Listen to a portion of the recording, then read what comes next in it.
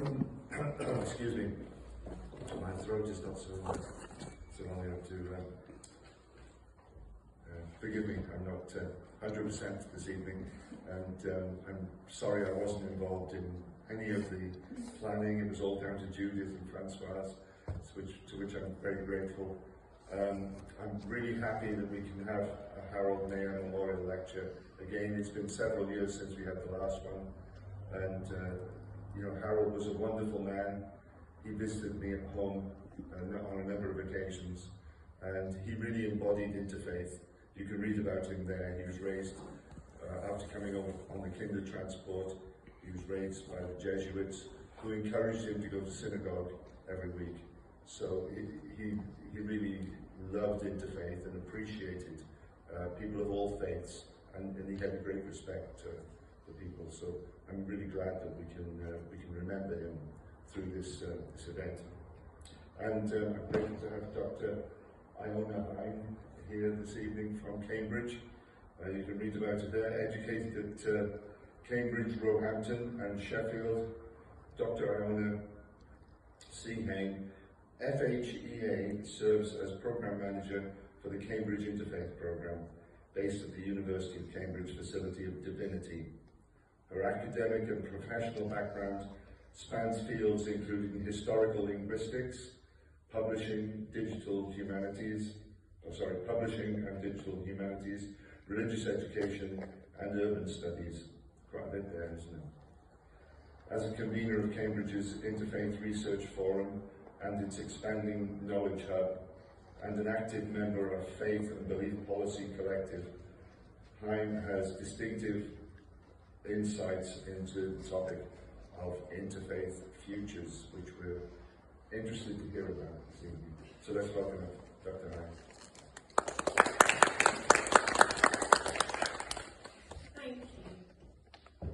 Thank you for that kind introduction. Thank you for the invitation and all of the hard work that I know goes into putting on an occasion like this. And I hope that you won't have cause to be embarrassed at the limits of the work I've put into this. I've learned that one of the things that can make me a better speaker is being underprepared, because I'm a more agile speaker than if I script myself. So, which is the reminder to start my talk so that I speak for roughly the right amount of time. So, when Judith invited me to give this talk this evening, I thought for a while about it, and I suggested this title, The Future of Interfaith. And the closer I've got to the session, the more I thought that sounds really hubristic that I would claim to speak about that. And I felt it was worth clarifying that, at least in my head, let me see if I can get my slides to move. So there's not a lot on my slides, so you're not going to miss out if you stay all the way at the back, but there were one or two things. So in my head, it always had a bit of a question mark. What is the future of interfaith? And I was thinking of it in a couple of different contexts when I suggested it. One was knowing full well that the commitment that I had earlier in the day, which brought me geographically closer to Watford, was to be at a by invitation event celebrating the work of the Interfaith Network from the UK, which closed a year ago. And so you see there me with Harriet Crabtree, who worked incredibly hard making and keeping the UK Interfaith Network together alongside of others. And I say that because, well, among many reasons, because Harriet knew that I was here this evening because Judith had sent apologies because she felt it was too much to do both in one day. So I'm apologetic to Judith by offering this date, having prevented her being there. But my point is that there's a reason to be thinking about the future when something's ended, right? That's quite a natural thing. You do some looking back, but you also think, okay, so what next? And that was also the reason why last November, which was, so in November we had UK Interfaith Week, that's been happening since 2009, and it was a natural thing to go into Interfaith Week without an Interfaith Network, thinking, well, what's the future? And in order to explore that question, or to begin to explore that question, we in Cambridge coordinated a series of interviews. Now I'm going to speak a bit about those interviews, but spoiler, you can actually listen to them all or watch them all depending on your preferred genre. So they're on YouTube and they're also available as an audio podcast. Then I don't feel I have to do complete justice in half an hour to all of the things that you would find if you listen to them.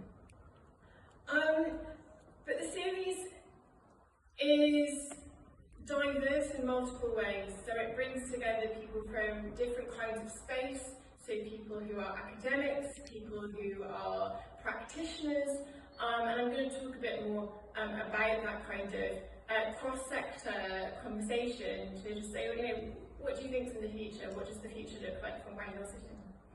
And the interviewers, predominantly young people, most of them students affiliated with the University of Cambridge, but not exclusively so. So I suggested this because I thought, well, I can draw on them, I can draw on what they've said, I can reflect a bit on that, having spent the time doing the editing after you've recorded, which is a labour of love to some extent. And so that's what I'm going to draw on. I'm going to give you some highlights of the things that stood out for me from some of those interviews. I'm going to try and reflect on some of the kind of cross-cutting themes, and time permitting, I will also offer a very few observations that are on the one hand mine. I don't want you thinking that they're the things that either the 15 people, well, the 20 plus people involved in the conversations would all agree with me on. On the other hand, I don't want you thinking that I came up with them all by myself, because the reality is that these interviews in November, but conversations carry on, so there's been an opportunity, and so part of what I will be attempting to reflect on is some of the follow-on conversations that have happened and some of the ways these ideas have gone on bubbling along. It's funny how things happen, because I knew very well when I chose today that I was going to be on the same day as this event in London, closing out the Interfaith Network, recognising it, celebrating it, and saying farewell to future rest. I didn't know that this would also be the week where there will be a report launched in Westminster on Thursday, which is about Interfaith Week. So there's been a consultation going on earlier in the year, sponsored by the Ministry for, if I get it the right way around, Housing, Communities and Local Government. And that is actually, the report is coming out on Thursday, so that makes it a really interesting point to be looking forward in that sort of space. Now, last kind of reflection on titling things, it's just to say, you know, interfaith here is one word. One of the things that I had to engage with when I started to work with the Cambridge Interfaith programme nearly 4 years ago now was internal disagreement about the best way to write the word interfaith. And beneath that disagreement or negotiation or conversation lie a lot of important ideas, and I'm completely happy to discuss them, but it would be a whole other lecture. So I'm not going to, bring you back to it in questions if you like. It's just to acknowledge that there are good reasons why Interfaith Week has been written differently. Continuing though. Very briefly, so I work for the University of Cambridge, in the Faculty of Divinity, and the Cambridge Interfaith programme has been around itself for 23 years, so it was conceived in 2002. I would tend to say that's not accidental. There was a lot of rethinking of the conversations that were necessary to have around that point in time. Much more recently, we have established a knowledge hub, which really articulates something that was present in our work from the beginning, which was the idea that academics aren't the only people with knowledge, academics aren't the only people who should produce knowledge or publish knowledge. Actually, this is more of a collective, collaborative thing, and so the Knowledge Hub is part of how we make and create and sustain spaces to exchange knowledge, to bring people together across sectors, and I would situate our interview Interfaith Futures conversations within that context. And then just the additional notes, so we're based in the Faculty of Divinity, but it's far from being the case that the academic knowledge can be contained in such a specific space. And one of the pieces of work that we've been doing in recent times is expanding the reach of our research base around the University of Cambridge. So we have people in our research forum, and some of them you will hear from within the interviews, who are in economics, in architecture. If I can get my persuasive powers to work, we'll soon have some in engineering again. There are all kinds of people who are interested in thinking about religion and curious about why this might matter for us in our contemporary moment. On to the interviews. So for today, I have sectioned these up in a new way. I thought, okay, I'll try and section them by the kinds of people. So this is a bit of an experiment. And so I'm going to tell you first about the interviews with professors. And I'm going to begin with the first of the interviews that I think is the first we released. It wasn't quite the first we recorded. But this was an interview which I did directly with Esther Erjurek, who's the academic director of our programme. And her chair at the University of Cambridge, she is the Sultan Qaboos Professor of Abrahamic Faiths and Shared Values. And part of the conversation that we had, and if you listen to it you will hear me puzzling out because actually it was a new conversation, was about what shared values meant to her. Now Esther, before she came to Cambridge, was a professor of Turkish studies at the LSE, which is not necessarily an obvious route into the chair that she now holds. But her most recent publication is on Holocaust memory and Muslim belonging in post-war Germany. And you can hear her saying in the interview that actually she started by thinking about shared values in her job title as being about the kind of the values underpinned by things like the UN Declaration of Human Rights. So not the values that come from faith, so much as the values that had, come into being that it seemed like we were all supposed to share. And we were having that interview at a very specific moment in time. You won't hear this from the interview, but it was the day that the US election results were coming out and we knew Trump had won. So it's a really funny moment to be discussing shared values and reflecting on that. So you hear us working through the possibility that it was no longer obvious that when we hear about the Holocaust we say never again, because you have people in that space who seem fairly comfortable with, Musk was accused of a Nazi salute. I don't know how you read his gestures. And what does it do when what you thought were the shared values, the ones that states were going to stand up for, are crumbling? Where do you go with that? So that's the start of the conversation that we had. And I asked because otherwise she's published mostly on stuff outside of the UK, and it was UK Interfaith Week. So I asked, how do you reflect on how does this connect with the UK?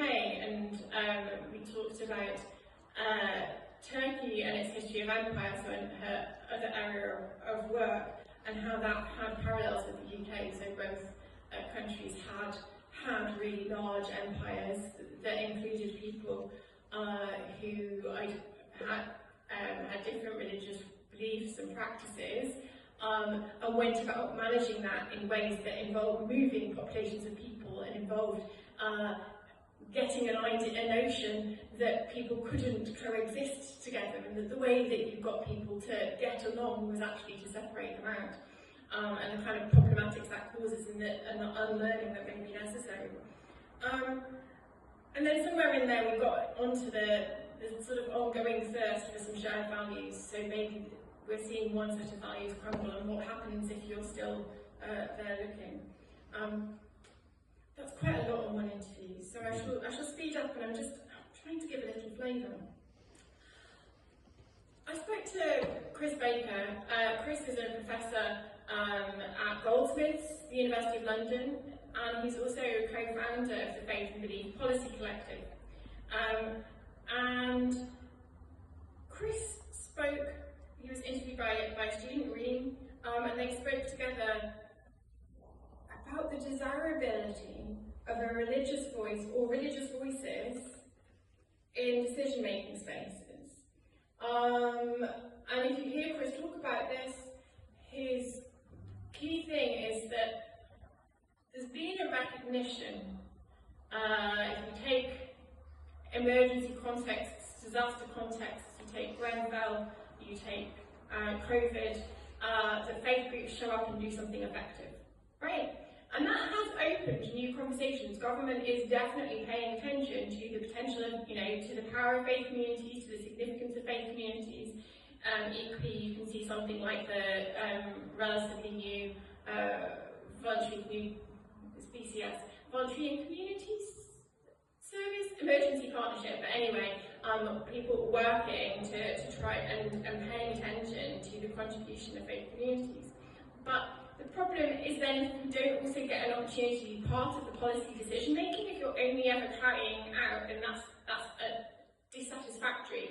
And this is something that I think comes up in other interviews and certainly comes up in other professional conversations that I have, that too often there are certain conversations where even if you are a person of faith and everybody knows you're a person of faith, you're kind of supposed to leave that behind during the conversation. Now, the obvious example of this I tend to give is the boardroom. In a boardroom, accepting companies that maybe have a religious foundation, that they do exist, but you're kind of not expected to bring those values of religion in there. That's not the dumb thing. And something similar applies in plenty of government spaces. That actually, that's baggage, and you're meant to leave that behind.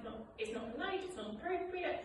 And what do you do if you think that, well, that's not working and it's not okay? So that's I think in the roots of the conversation that Chris has ensued to me, his kind of sense of why we need a faith and belief policy collective, why we need to bring faith voices together to impress upon policymakers that there's more to offer from faith communities than just help in a crisis. That links into a conversation with Flora Samuel. Flora Samuel is the head of the architecture department in Cambridge, and she's been establishing a new urban room, which is a space, I don't want to oversimplify, but it's very significantly about participation, about extending expanding not just the number of people, but the variety of people who participate in thinking about in that context, urban futures, what the future of Cambridge should be. Because by and large in planning, 1% of people of the population participates in planning consultations, and that 1% is not representative of everyone. It's quite selective, it tends to be quite repetitive, you can talk about the usual suspects, and so the work that Flora is trying to do with an urban room is to be more inclusive, and so she's interested in the possibility that faith communities are underrepresented, although again I think sometimes it's because you're not supposed to talk about that. It's not the thing you talk about when you get in the space. I'm always a bit suspicious. I think that faith, people of faith are there, they're just not saying it. But that's part of that conversation and that concern, that actually we need the care that religious communities bring. Cities need that. We need the imagination that religious resources can bring. So, yeah. Michael Pollitt is an unapologetic evangelist for economics. And you would absolutely hear this if you do listen to him talk. And in the context, especially in this conversation,